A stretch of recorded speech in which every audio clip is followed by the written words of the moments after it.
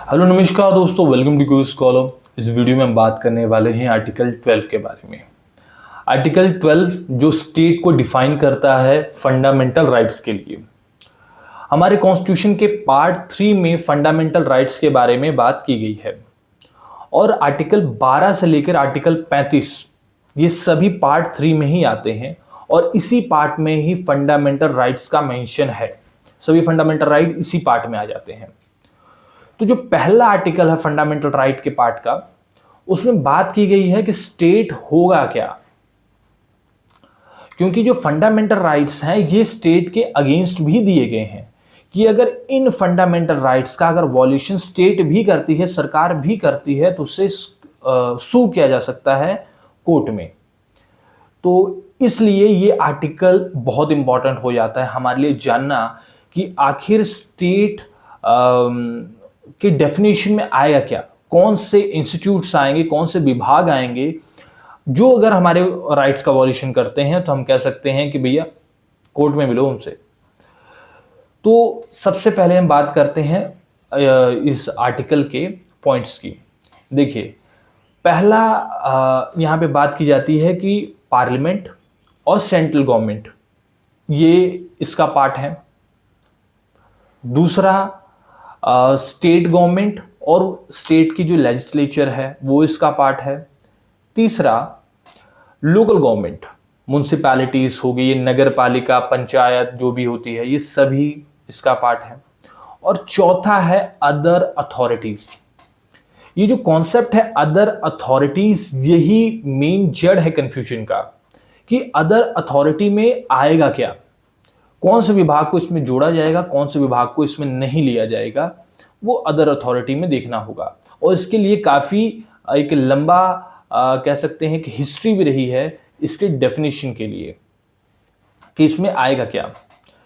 देखिए, सबसे पहले अगर बात की जाए तो university of Madras versus Shantabai case 1953 में लगभग आया और वहाँ पे बात की गई एजेस्डम जेनरस अप्रोच की कि जो जहां पे भी एजेस्डम जेनरस लगेगा उसे हम स्टेट मानेंगे, उस अदर अथॉरिटी को हम स्टेट की डेफिनेशन में लेंगे, और जहां पे नहीं लगेगा उसे हम नहीं मानेंगे। अब एजेस्डम जेनरस होता क्या है? देखिए, मेरे पास एक पेन है। अब मैं अगर डेफिनेशन दूं कि जो चीजें इससे सिमिलर हो, जैसे पेन हो गया, पेंसिल हो गया और स्केच हो गया, तो चौथा क्या आएगा? जो इससे मिलता जुलता होगा। ठीक है, एक और एग्जांपल देता हूं।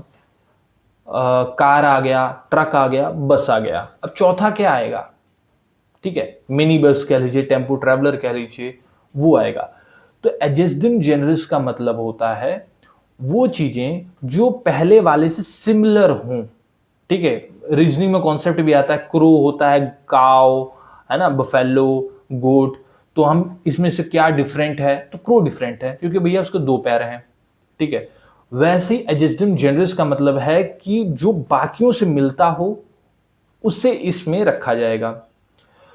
तो ये 1953 में मद्रास हाई कोर्ट ने एडजेस्टिंग जेनरस अप्रोच रखी। उसके बाद बात आगे बढ़ती है और आता है Ajay Hasia versus Khalid Munib case. I think 1983 का केस है, 81 का केस है।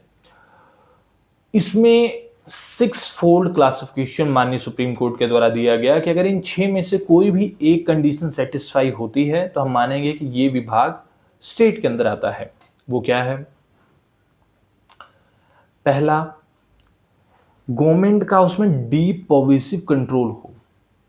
अगर गवर्नमेंट उस विभाग को, उस इंस्टीट्यूट को बहुत हद तक कंट्रोल करती हो तो हम कहेंगे कि भैया ये स्टेट के डेफिनेशन में आएगा। दूसरा, गवर्नमेंट उसकी मोनोपोली को प्रोटेक्ट करती हो। तीसरा, गवर्नमेंट जो उसका फाइनेंशियल असिस्टेंट मेजरली गवर्नमेंट से आता है, मतलब उस पूरे सिस्टम को, वो विभाग, उस इंस्टीट्यूट को चलाने के लिए जो मेन फंडिंग है वो सरकार से आ रही है। चौथा है उसकी सारी शेयर होल्डिंग गवर्नमेंट के पास है। पांचवा है कि गवर्नमेंट ने कोई विभाग उनको ट्रांसफर किया है या छेमा है, वो जो भी काम कर रहे हैं वो गवर्नमेंटल इन नेचर है, कि जैसे गवर्नमेंट का जो काम होती है वैसा ही वो कुछ काम कर रहे हैं। इन 6 में से कोई भी एक कंडीशन अगर सेटिस्फाई होती है तो हम कहेंगे कि भैया ये स्टेट की डेफिनेशन में आता है और ये स्टेट का पार्ट है। ऐसे विभाग अगर हमारे किसी भी तरीके से फंडामेंटल राइट्स का वॉल्यूशन करते हैं तो उन्हें कोर्ट में सू किया जा सकता है। और बाद में थोड़ा और रिफाइन हो गया है ये कॉन्सेप्ट, जो कि आपके लिए भी आसान होगा। वो जो मैटर रहा वो था प्रदीप कुमार विश्वास versus Indian institute of chemical का केस 2002 का है। और यहाँ पे माननीय सुप्रीम कोर्ट का केवल ये कहना है कि अगर गवर्नमेंट का वहाँ पे फंक्शनल, फाइनेंशियल और एडमिनिस्ट्रेटिव कंट्रोल है, डीपर्विसिव, administrative, financial and functional control है, तो हम कहेंगे भैया ये स्टेट के डेफिनेशन में आएगा। और अब तक अगर आपने ध्यान दिया हो तो जुडिशरी को इसके अंदर इंक्लूड नहीं किया गया है। और इसके पीछे अगर देखा जाए तो एक केस भी आता है, नरेश श्रीधर मिराजकर केस 1967 का है। और वहाँ पे बात की जाती है कि क्या जुडिशरी को स्टेट के डेफिनेशन में रखा जाएगा कि नहीं। और यहाँ पे जो वर्डिक्ट आया माननीय सुप्रीम कोर्ट का, वहाँ पे ये कहा गया कि अगर जुडिशरी अपना जुडिशियल काम कर रही है तो वहाँ पे उन्हें स्टेट के डेफिनेशन में नहीं लाया जाएगा। लेकिन अगर वो कोई एडमिनिस्ट्रेटिव काम कर रही है, क्योंकि जो मान लीजिए एग्जाम्पल लेते हैं सुप्रीम कोर्ट का, जो हमारा माननीय सुप्रीम कोर्ट है, वहाँ के जो माननीय जजेस हैं वो केसेस के साथ थोड़ा एडमिनिस्ट्रेशन भी देखते हैं कि केसेस को कैसे लाया जाए, केसेस कैसे फाइल होंगे। तो जब जुडिशरी कुछ एडमिनिस्ट्रेटिव काम कर रही है तो उस मैटर्स में अगर कोई दिक्कतें होती है तो वहाँ पे सू किया जा सकता है जुडिशरी को। लेकिन अगर जुडिशरी अपना जुडिशियल जो उनका काम है वो काम कर रही हैं, उन मैटर्स में जुडिशरी को सू नहीं किया जा सकता। तो ये मेन आपको अंडरस्टैंडिंग समझनी। तो अगर हम जुडिशरी को उसके अंडर ला दें तो कहीं ना कहीं आपको नहीं लगता कहा जाएगा कि अगर किसी क्रिमिनल को फांसी हो रही है तो कह दिया जाएगा कि भैया यहाँ पे मेरे आर्टिकल 21 का वॉल्यूशन हो रहा है, मेरा राइट टू लाइफ है और जुडिशरी के ऑर्डर से मुझे फांसी होने वाली है, बेशक मैंने क्राइम किए हुए हैं। तो इन सभी कारणों से आप जो आर्टिकल 12 में जुडिशरी को नहीं रखा गया है। तो ये मेन कॉन्सेप्ट है स्टेट का कि भैया स्टेट होगा क्या आर्टिकल फंडामेंटल राइट्स के लिए, पार्ट 3 के लिए स्टेट की डेफिनेशन क्या होगी।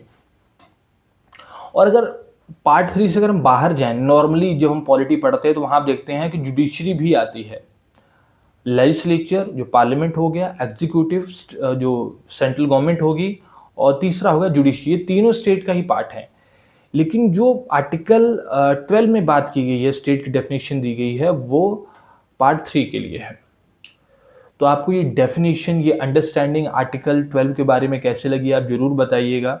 और अब से हम हर वीडियो में एक आर्टिकल को डिस्कस करेंगे और कोशिश करेंगे कि इस तरीके से आपको समझाया जाए कि उससे रिगार्डिंग आपको कोई कन्फ्यूजन ना रहे। अगर वीडियोस आपको पसंद आ रही हैं तो आप सब्सक्राइब भी कर सकते हैं चैनल को, और अगर कोई कन्फ्यूजन है तो आप कमेंट करके पूछ सकते हैं। वीडियो अच्छी लगी हो तो आप लाइक भी कर सकते हैं। Thank you very much.